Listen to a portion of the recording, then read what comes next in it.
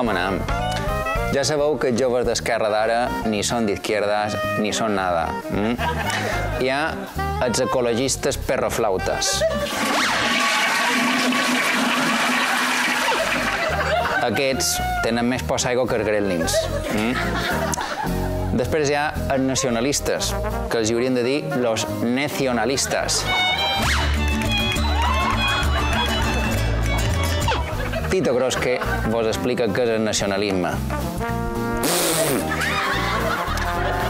Mireu aquests dos, que enamorados que estan, talment com el blog, fins que comencen a xerrar. Ai, Josep, m'encanta aquest restaurant. I si demanem de segon tonyina vermella, que està boníssima? Tonyina vermella. Però no saps que estan en perill d'extinció. On anem? Ai, no, doncs demanarem aubergines biològiques, que també estan molt bones. Seu, seu. Manda huevos els ecologistes, que a més se preocupen per la tonyina vermella i la protecció del puput, i tot lo de més les importa un prega. Però què passa si ella li proposa, no sé, quedar-se en pelotes?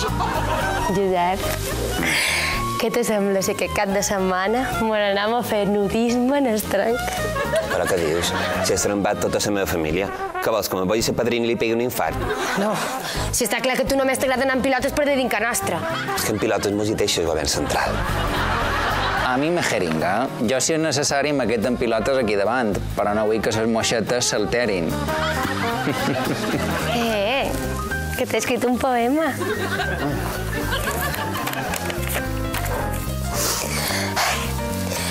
Estàs més ba que un pistatxo. Avui vespre pillarem catxo. Te donaran el nivell I de català, d'ignorant. Au, té, mira, un poema d'en Ramon Llull. Però què és això?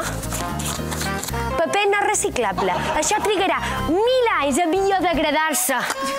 Està clar que tu no te prens seriosament aquesta relació. Saps què te dic? Que me'n vaig. Ai.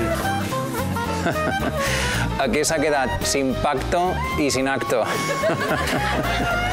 Bueno, jo continuaré seguint el criteri Kinder, és a dir, faré lo que me salga de los huevos. I aquí teniu una metàfora de l'esquerra a Balears. Au, a porcar fum.